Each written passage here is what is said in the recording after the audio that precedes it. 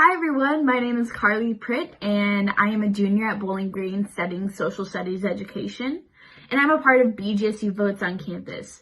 We are a nonpartisan campus organization that focuses on increasing civic engagement and educating students on civic matters. So that would be like, how do you vote? How do you fill out the census? Anything like that.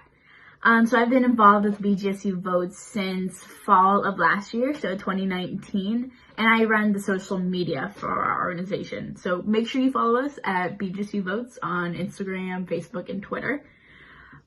So my favorite experiences with this organization has pretty much been any time where a friend or something has been really excited to vote, or I've changed someone's mind, based on a conversation about the importance of voting. So I think it's just been really rewarding to see that excitement in people when they feel empowered, when they vote. So one thing, we're always looking for volunteers. So if you are interested in civic engagement and voting, please let us know, reach out to us, and we will be seeing you in the fall, whether that's online or in person. So just looking for us on campus.